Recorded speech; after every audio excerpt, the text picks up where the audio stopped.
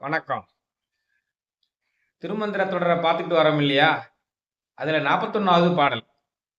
இந்த பாடல் என்ன சொல்லுதுன்னா, இறைவன் நம்முடனேயே இருக்கிறான். நம்மிடம் உள்ள தீயவைகளை எல்லாம் அவன் அகற்ற உதவுகிறான். நம்மளுடன் இணக்கமாக இருந்து நம்மளை வழிகாட்டுகிறான்.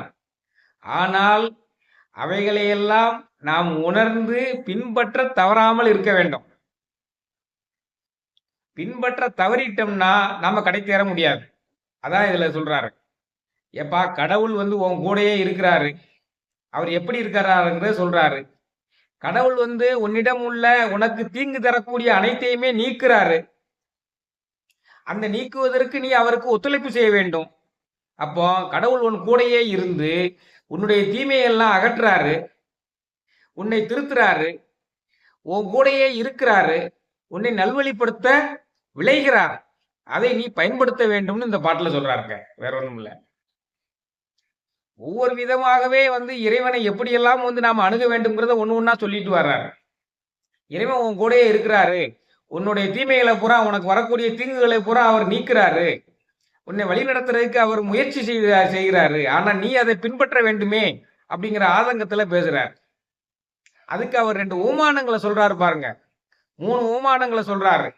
அந்த உமானங்களை வச்சுதான் நாம இதை புரிஞ்சு கொள்ளணும். இப்ப அந்த பாட்டுக்குள்ள போனா அவங்களுக்கு புரிஞ்சிடும். சினம் செய்த நஞ்சுண்ட தேவர் பிரானை புனம் செய்த நெஞ்சிடை போற்ற வல்லார்க்கு கணம் செய்த வாழ் நுதல் பாகனுமாங்கே இனம் செய்த மான் போல் இணங்கி நின்றானே.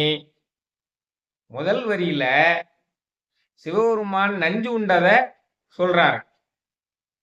2வது வரியில காடு போல உள்ள மனதை திருத்தி இறைவனை வழிபவர்களை பற்றி சொல்றாரு. அதான் குணம் செய்த நெஞ்சிடை போற்றவல்லார்னு சொல்றாரு. காடு போல நம்மளுடைய மனம் கரடு முரடா இருக்குது, அதை திருத்தி வணங்குறதுக்குரிய முயற்சியில் ஈடுபடுறவங்கள சொல்றாரு. அப்ப நிறைய பேர் அந்த காடு போன்ற மனத்தை திருத்தாம இருக்காங்கன்னு தானே அர்த்தம். அடுத்து பாருங்க, கணம் செய்த வாழ்நுதல் பாகன். உமையொரு பாகனாக அவன் திகழ்கிறான். தன்னுடைய இடப்பாகத்தையே உமாதேவிக்கு கொடுத்திருக்கிறான். அப்போ இணைந்தே இருக்கிறான். அந்த 3 விஷயத்த சொல்றாரு. 4வது விஷயம் என்ன சொல்றாரு? ஆண்மானை பிரியாது இருக்கக்கூடிய பெண்மான் போல நம்ம கூட இருக்கிறாரு. அல்லது இன்னொரு விதமா எடுத்துக்கொண்டால் பெண்மானை பிரியாது இருக்கின்ற ஆண்மானை போல நம்ம உடனே இருக்கிறாரு. 4 விதமான உமானங்களை சொல்றாரு. உலக உயிர்கள் அனைத்துமே பெண்மான் என்று எடுத்துக்கொண்டால் இறைவனை ஆண்மான் என்று எடுத்துக்கொள்ள வேண்டும்.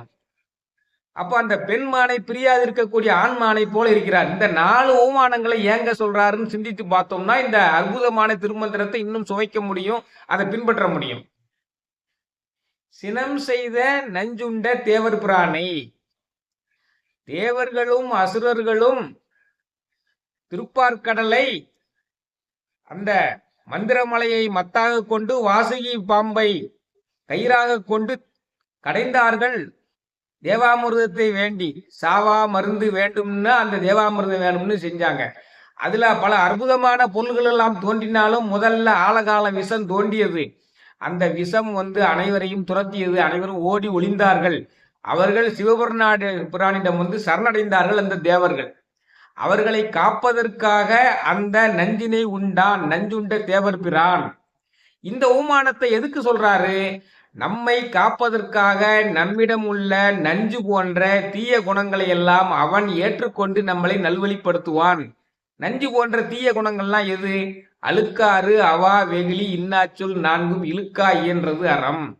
அழுக்காறு என்ற பொறாமை, பிறரை உனக்கு விதித்த வாழ்க்கையை வாழாமல் பக்கத்து வீட்டுக்காரன் எப்படி இருக்கான், எதிர்த்த வீட்டுக்காரன் எப்படி இருக்கான்னு சொல்லி நீ பொறாமைப்பட்டேயானால் ஆன்மீகத்தில் முன்னேற முடியாது. அதான் அழுக்காறு. உனக்கு விதித்த வாழ்க்கையை நீ வாழ வேண்டும். பொறாமை இருக்கக்கூடாது. அவா, குறிக்கோள் இருக்கலாம், பேராசை இருக்கக்கூடாது. உனக்கு உன்னுடைய தகுதிக்கும் திறமைக்கும் என்ன வேண்டுமோ அதை இறைவனே கொடுப்பான்.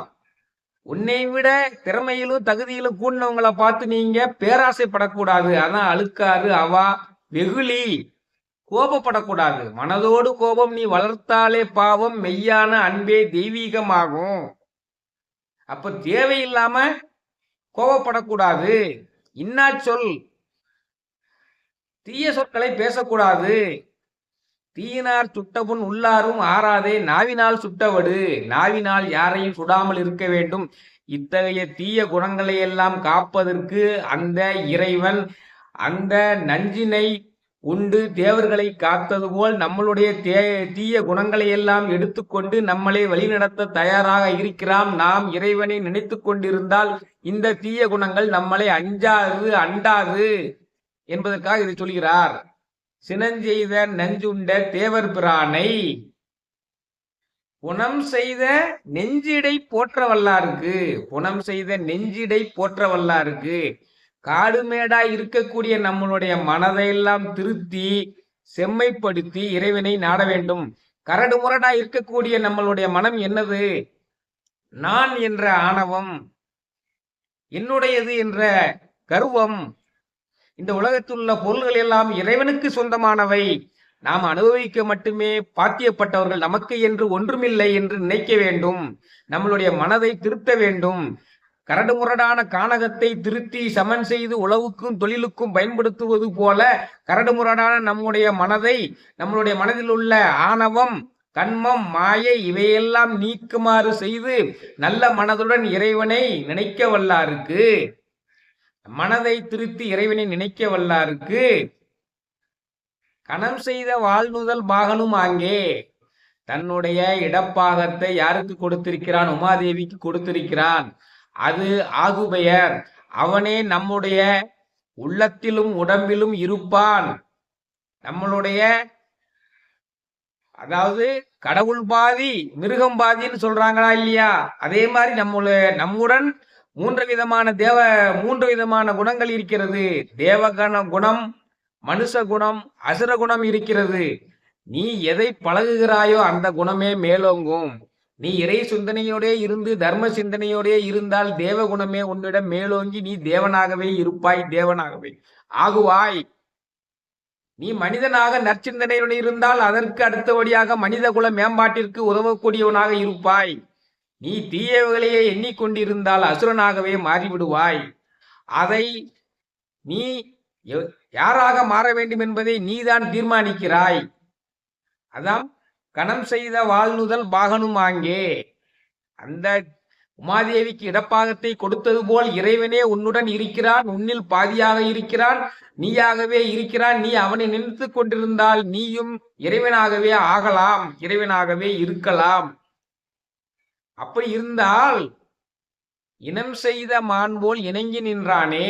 பெண்மானை பிரியாதிருக்கின்ற ஆண்மான் போல எப்பொழுதும் நம்முடனேயே சேர்ந்து இருந்து, பெண்மானை பிரியாது இருக்கின்ற ஆண்பான் போல் நம்முடன் சேர்ந்தே இருந்து நம்மளுடைய தீய குணங்களை எல்லாம் இந்த நஞ்சினை சாப்பிடுவது போல் அவனே சாப்பிட்டு கொண்டு நம்மளுடைய மனங்களை எல்லாம் கானகத்தை திருத்துவது போல அவனே திருத்தி நமக்கு உள்ளேயே அவன் ஞான ஒளியாக இருந்து கொண்டு ஞான குருவாக இருந்து கொண்டு நம்மை வழிநடத்தி இந்த பிறவியை கடைத்தேற செய்வான். அதை நீ பயன்படுத்தி கொள்.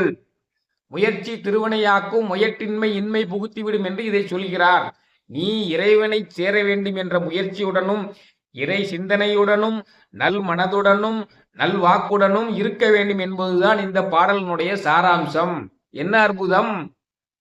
நாமும் திருமூலர் கூறிய வழிகாட்டுதலின்படி வாழ முயற்சி செய்வோம். முயன்றால் முடியாதது ஏதுமில்லை.